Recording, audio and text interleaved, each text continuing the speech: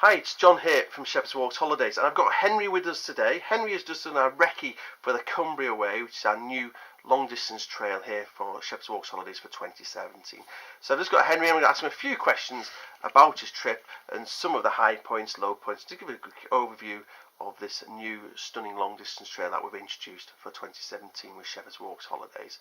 So in a couple of words, Henry, what are you thinking of the Cumbria Way? It was challenging. It was really challenging, but rewarding as well. You get some lovely views, and there's some lovely quaint villages along the way. Lots of places I hadn't seen before because I hadn't really walked that area. Fantastic, brilliant. So we're going to quickly look through the holiday, day 1 to day 8. So arriving into Ulverston, day 1, which is your arrival day. What were your impressions of Ulverston? It's a lovely, quaint town actually. There's lots of pubs, cafes, sandwich shops. People are really friendly. You can easily stock up there for the day ahead. Fantastic. It's a great way to start the holiday. It's a nice location to start the walking holiday off. And then day 2 in the itinerary, we've done Ulverston to Lowick, and then day 3, Lowick to Coniston. I know in the rec you did it slightly different than this, didn't you? And why did we change this around? It's too long a day. It's too much of a challenging day, really. It works out, and depending on your pace, it can be even longer. Brilliant. So it makes sense to break it up into 2 more comfortable days. Yeah, so we've now done it a 7.5 mile day 1, Ulverston to Lowick, and then Lowick to Coniston, 8.5 mile day. So just talk us through each of those days. What kind of scenery, what are your thoughts of those sections of the trips? It was a straightforward start to the walk actually. It's mostly a low level. There's a lovely climb out of Ulverston, and then you can turn around and you get a beautiful view looking back over Morecambe Bay. That's really nice.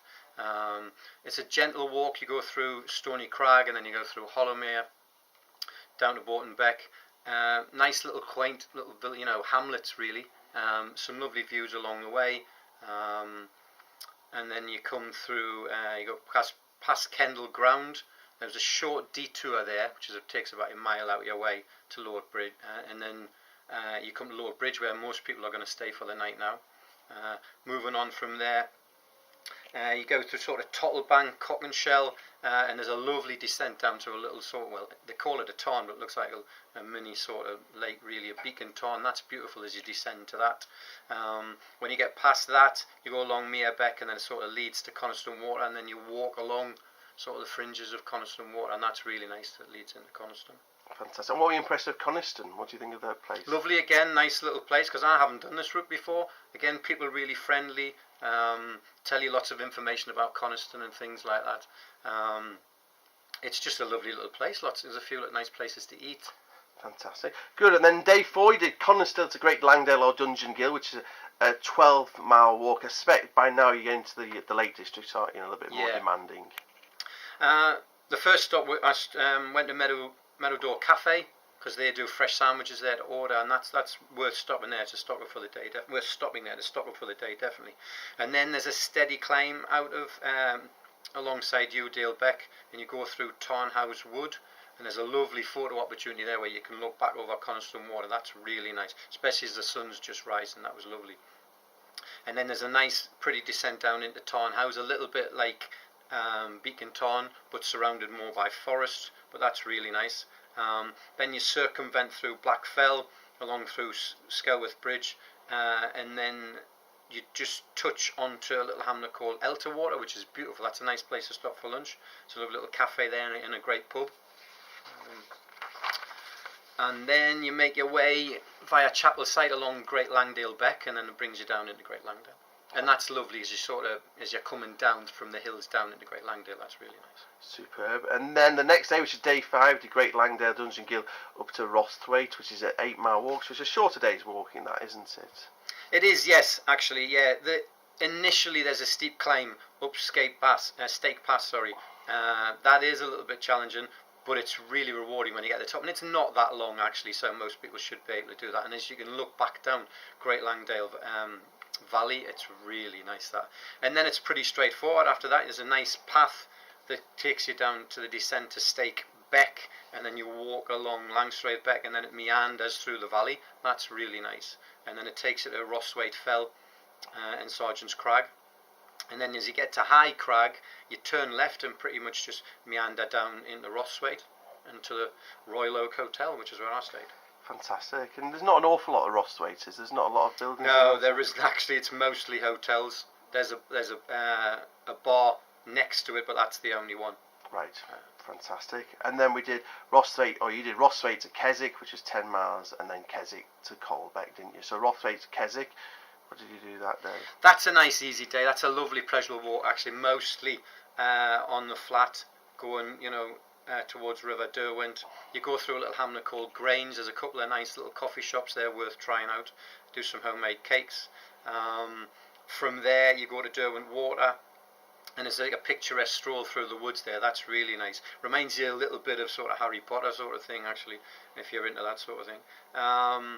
And then about 7.5 miles in, there's a nice place to stay called Linghome Kitchen, and that's where Beatrix Potter, they've got a wall garden, that's where Beatrix Potter wrote some of her books. She stayed there, and that's definitely worth stopping there. And then you sort of make your way into Keswick, really. From there, again through the woods, it's nice and picturesque, especially in autumn times. Fantastic. And then you caught the boat back, didn't you, from Keswick? Yeah, I got the Keswick launch. That was really nice end of the day. That actually nice. I went clockwise, so it was about 3 stops to Lodore.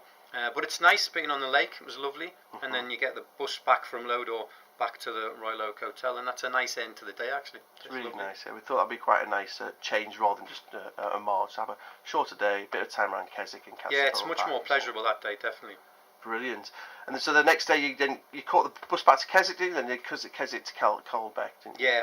Again, there's a little bit of a steep climb out Keswick because you're going up towards Skiddaw, but then you go off to the right and you spend most of your time going through Lonscale Fell, but you're circumventing the hills as you're walking along the side, and that's nice walking through the valley. Some great photo shoots there, definitely.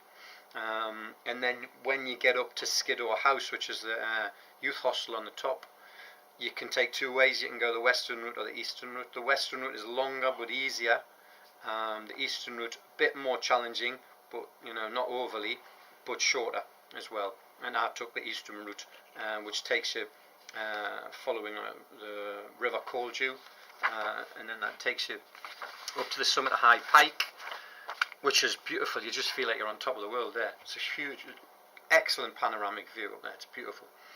And then a nice easy descent down into Colbeck. And Colbeck's like on the edge of the Lake District, and it's kind of just, you feel like you're off the end of the mountains as you drop down into Colbeck. You do, yeah, it's lovely, and there's a little bit more in Colbeck as well. A little bit more there. Good. And then the last day, which is really Colbeck to Carlisle, wasn't it? That's a flatter day walking, but a big day's walking, is it? Yeah, and it is. It's definitely more on the level. It was a little bit boggy when I went, but probably won't be like that earlier in the year.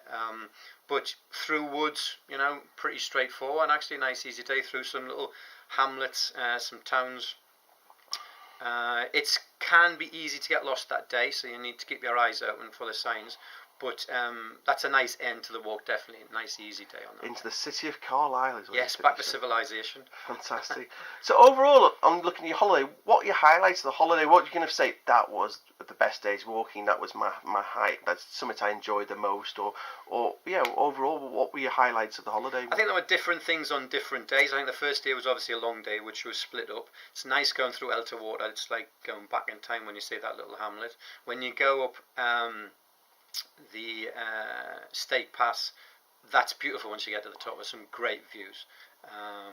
And then one of the highlights food-wise was the homemade scones at the Royal Oak Hotel. She makes them every day. Homemade tea and scones, they're the money. It's worth stopping there. I must put it at this point, everybody must be aware that when Henry goes out walking, we always get the breakdown of the great tea shops en route, So when he comes back, he just talks about all the different scones he's had, and he rates everything according to that. So we've put all that together in the extra information that you can get from Shepherd's Walk's holiday about the places we've found off en route, and Henry's a keen nose to sniff those out. So looking at the whole walk, starting from Ulverston and finishing in Carlisle, what was your favourite section of the walk, and why? And again, we can be quite general about this, can't we? I think the Rossthwaite to Keswick, I think that's a nice day. You're going through some woods, you go along, the lake, you get the trip back on the boat, you get the bus. There's a lot in that day. It's a really nice day, that. Yeah, it took a little bit of working out when we were working this trip out. We kind of thought, how do we do this? We're building the public transport and things. But you'll get all that information from Shepherd's Walks Holidays when you book it. But again, we thought make it a bit different than just a frog march across the across Cumbria. That was a lovely mixed day, I think. Not just walking all day. Fantastic. And to finish off, one tip: if you were walking the Cumbria Way with Shepherd's Walks Holidays, if you gave us one tip, what would that one tip be? Take a GPS unit. Take a GPS unit, Definitely. and we can loan you that here from Shepherd's Walks Holidays, and we can put the route on for you and get step-by-step instructions of how you do that, and that will help take that pressure off you, won't you, that route navigation? Oh, without a doubt, it was invaluable when I was there. Brilliant. So, all right, thank you very much, Henry, and all your information about the Cumbria Way. And again, if you fancy booking on, just give us a call, and we can answer any questions and hopefully get you booked onto this holiday, which starts in 2017 and will be for every year going forward after that. Cheers, thank you.